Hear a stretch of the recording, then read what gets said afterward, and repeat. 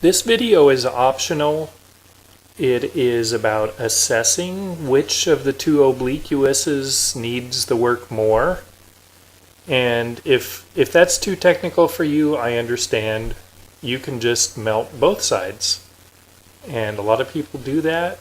And I'm sure you're going to provide a lot of really great healing and resolution and reduction of stress and relief for the person by doing both sides. That is totally perfectly fine. If you have a more scientific mind and you want to do assessment to see which side needs it more, then continue watching this. Otherwise, you can skip ahead to the next video. But sometimes one side is way more guarded and needs a lot more help than the other side does. And say you only have 10 minutes to spend helping somebody, maybe you should be spending all 10 minutes on one side. And so if you split it up 5 minutes and 5 minutes, you wouldn't do the person as much good as if you knew which side really needed the work. So that's why I'm showing you how to assess. If this muscle were super tight and you tried to turn the head to the left, it would be very difficult to turn the head to the left. So if you find that head won't rotate to the left, it's probably because this muscle on the right is super tight. So there's really the best assessment method is which way does the person rotate their head easily.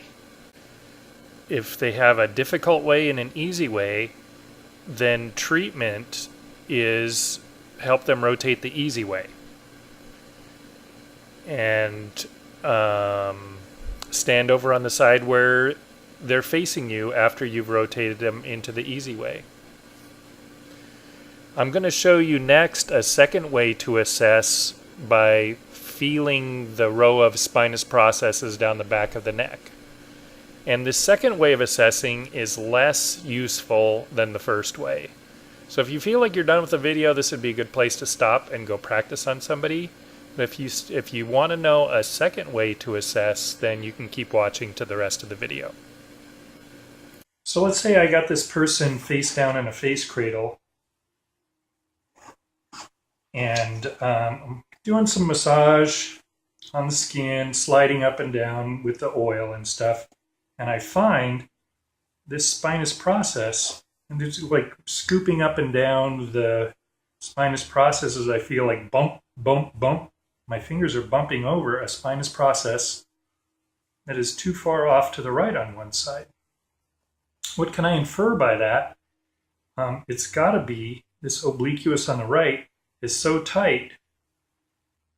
So when it's contracting, it's supposed to pull the head rearward like that. But if you got this other muscle that's stronger, is going to pull the head back to neutral again. What that's going to do is pull this spinous process over to the right.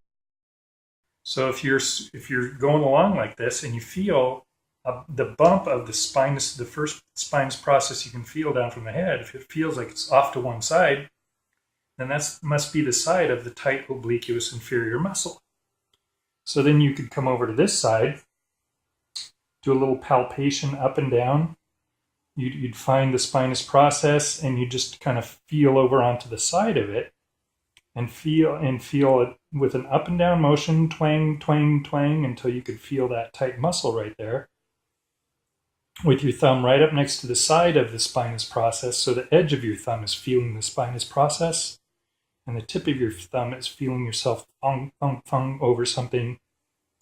And so the fibers of this will feel mostly side to side, with a tiny bit of upward as they go farther away. So if you make a mostly up and down motion with your thumb, right next to this spinous process, you'll feel the obliquus there. And so then you press into it and you wait for melting. If you wanted to help this be in a more shortened position, you could use your other hand to kind of roll the head away from you, which kind of puts this.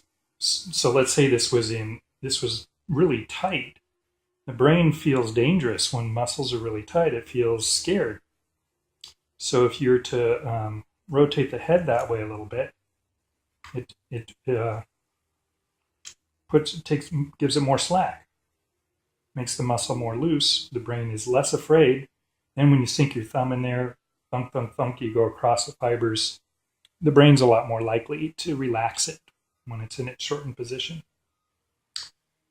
And if you can get that to relax really well, you might even see over the course of one treatment that the spinous process will come back to natural all by itself. It's not that you had to push it or anything. You're not going to manipulate it. But think about it. If this muscle is what was pulling it over. So if this muscle relaxes, it's naturally going to come back to its natural position again. So that's how you would treat the obliquus in the prone position. The prone position is not how I usually treat it, though. I just show you this because it's easier for you guys to see what's happening when you can actually be looking at it. And when I teach this in a one-day workshop, I usually teach it face down first so you can see what's going on. But it's a little too jabby, it's a little too forceful. So I like to have the person face up, which is much gentler. And so I want you to see what that looks like too.